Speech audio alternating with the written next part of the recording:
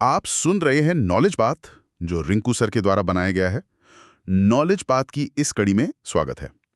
आज के इस गहरे विश्लेषण का मुख्य विषय है मध्यकालीन भारतीय इतिहास के स्रोत, यानी sources of medieval Indian history.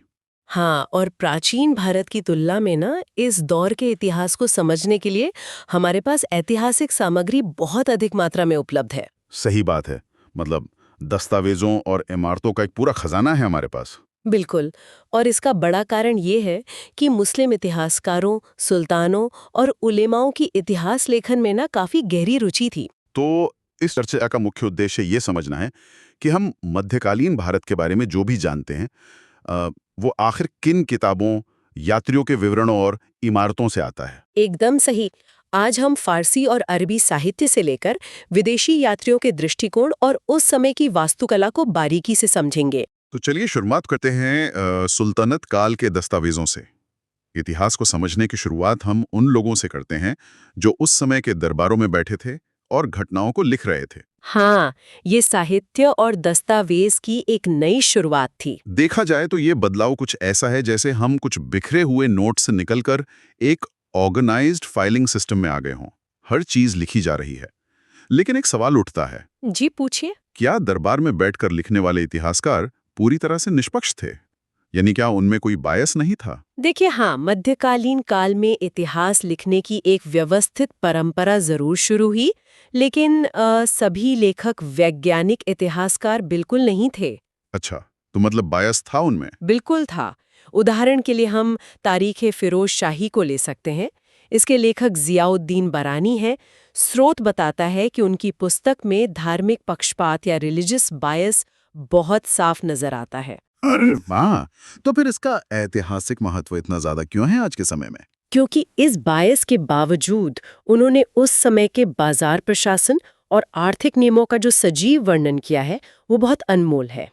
इसलिए ऐतिहासिक रूप से ये किताब बहुत महत्वपूर्ण है। समझ गया। और दरबार में बैठने वालों के अलावा अलबरूनी का नाम भी तो बहुत आता है ना? हाँ, अलबरूनी ने तारीख़ुल हिंद लिखी थी। 11वीं शताब्दी में उन्होंने हिंदुओं के साहित्य और विज्ञान का बहुत विस्तार से वर्णन किया है अपनी किताब में। ये एक बेहतरीन स्रोत लगता है। और एक चचनामा नाम का भी दस्तावेज है जिसका जिक्र स्रोत में है। सही कहा आपने। चचनामा ने अरबों की सिंध विजय का पूरा विवरण दिया है। और दिलचस्प बात यह है कि यह मूल रूप से अरबी में थी और बाद में इसका फारसी में अनुवाद किया गया। यानी भाषाओं के सफर से भी इतिहास आगे बढ़ा। लेकिन इन लेखकों के अलावा कुछ सुल्तानों ने खुद भी कलम उठाई थी। फिरोज शाह तुगलक ने अपनी आत्मकथा खुद लिखी थी, है ना? एकदम। उन्होंने फुतुहात ए फिरोज शाही नाम से अपनी आत्मकथा लिखी। हम्म। ये अपने आप में बड़ी बात है कि एक राजा खुद अपने काम को डॉक्यूमेंट कर रहा है। हाँ, पर दरबारी इतिहासकारों और राजाओं की किताबों में हमें ज्यादातर राजाओं की उपलब्धियों का ही पता चलता है। आम जीवन कैसा था, ये जानने के लिए हमें विदेशी यात्रियों की यात्रा वृत्तांत देखने होंगे। बिल्कुल। बाहरी लोगों ने भारत को कैसे देखा, ये एक अलग ही नजरिया देता है। मैं तो इन यात्रियों को मध्यकालीन समय के ट्रैवल ब्लॉगर्स मानता हूँ, जो नए देशों में जाकर वहाँ के रहन सहन को रिकॉर्ड करते थे। इनमें एक नाम मुझे बहुत चौंकाता है, फर्नाओ नूनीज। हाँ, पुर्तगाल के यात्री थे वो। पर एक घोड़े का व्यापारी इतिहासकार कैसे बन गया? ये थोड़ा अजीब नहीं लगता? देखिए, ये यात्री अलग-अलग पेशों से थे और यही बात उनके चश्मे या पर्सपेक्टिव को इतना दिलचस्प बनाती है। नुनीज एक घोड़ों का व्यापारी जरूर था, पर उसने विजयनगर साम्राज्य में 3 साल बिताए। अच्छा, 3 साल वहाँ रहे, तो क्या नया देखा उन्होंने? उन्होंने वहां की महिलाओं का राजा की सेवा में नियुक्त होने का बड़ा ही सजीव वर्णन किया है। ये डिटेल दरबारी किताबों में इतनी बारीकी से शायद ना मिलती। वाह! और इस ट्रैवल ब्लॉगर्स की लिस्ट में एक बड़ा नाम इब्ने बतूता का भी है ना? बिल्कुल।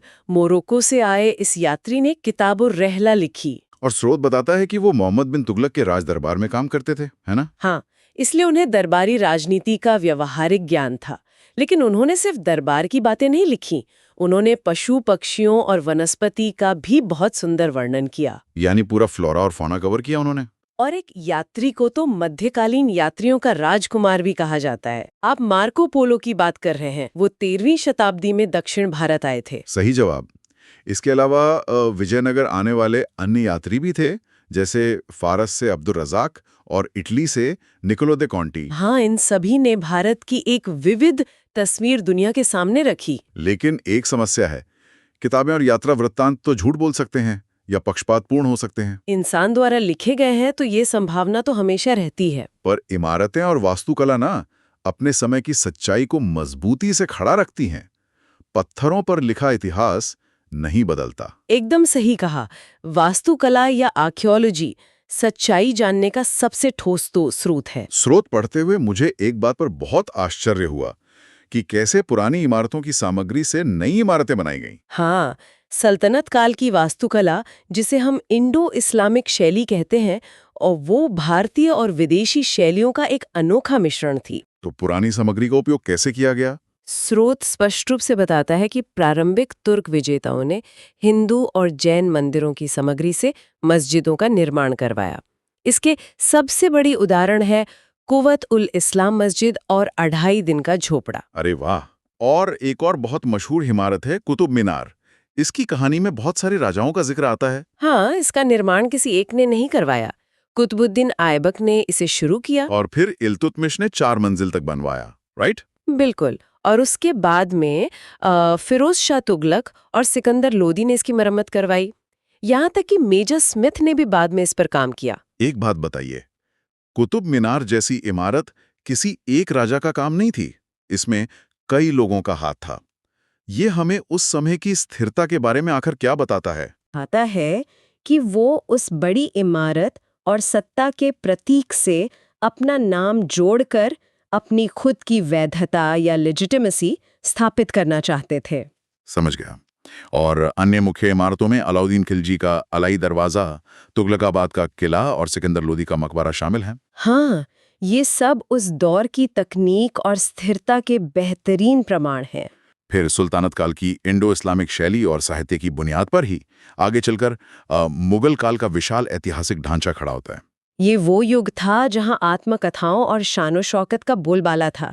शासकों ने खुद अपनी कहानियां लिखना शुरू किया था। Okay, let us unpack this. यहाँ बाबर का जिक्र बहुत महत्वपूर्ण है। बाबर ने अपनी ही आत्मकथा में भारत के बारे में इतनी आलोचना या क्रिटिसिज्म क्यों की? स्रोत के आधार पर हमें समझना होगा कि बाबर एक प्रकृति प्रेमी था। उसने अपनी किताब तुज़ुके बाबरी, जिसे बाबरनामा कहते हैं, उसमें भारत की जलवायु का विस्तार से वर्णन किया। पर उसने लिखा कि भारतीय समाज में आकर्षण का अभाव है। हाँ, और ये भी लिखा कि लोग सुंदर नहीं हैं, पर ये उसकी अपनी दृष्टि थी, क्योंकि वो एक अलग भौगोलिक माहौल से आया था। तो इतनी आलोचना के बाद भी इसे इतिहास का स्रोत क्यों माना जाता है? क्योंकि लैंडपूल जैसे इतिहासकारों ने इस आत्मकथा को सभी युगों में बहुमूल्य माना है। आलोचना के बावजूद उसने जो आंकड़े और तथ्य दिए हैं वो बहुत बारीक हैं। अच्छा, जानकारी तो बहुत होगी इसमें। बिल्कुल, बाबरनामा तुर्की भाषा में लिखी गई है और इसमें 5 मुस्लिम और 2 हिंदू राज्यों का जिक्र है। वो 2 हिंदू राज्य विजयनगर और मेवाड़ थे ना? एकदम सही। इन सब का बहुत स्पष्ट उल्लेख है उसमें। और मुगल दरबार के अन्य महत्वपूर्ण ग्रंथ भी थे, जैसे गुलबदन बेगम की हुमायूंनामा। और अकबर के समय में अबुल फजल ने अकबरनामा लिखी थी, है ना? हाँ, और ध्यान रखने वाली बात यह है कि इसका जो तीसरा भाग है उसे अकबरी कहा जाता है। वो प्रशासन को समझने के लिए बहुत बड़ा स्रोत है। इसके बाद तुज़ुके जहांगीरी आती है। यानी स्रोतों की कोई कमी नहीं थी। और मुगल काल में आने वाले विदेशी यात्री भी बहुत इंटरेस्टिंग थे, जैसे हॉकिंस और थॉमस रो। हाँ, और 2 नाम और हैं, टैवर्नियर और बर्नियर। टैवर्नियर एक फ्रांसीसी जौहरी यानी जूलर था, जबकि बर्नियर एक फ्रांसीसी डॉक्टर था। एक जूलर और एक डॉक्टर, दोनों के देखने का नजरिया तो बिल्कुल ही अलग होगा एक ही साम्राज्य को। बिल्कुल वही तो।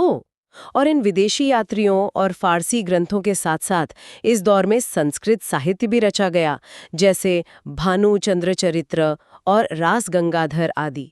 तो आज के इस गहरे विश्लेषण से ये स्पष्ट होता है कि मध्यकालीन भारत का इतिहास सिर्फ किसी एक स्रोत पर निर्भर बिल्कुल नहीं है। सही कहा।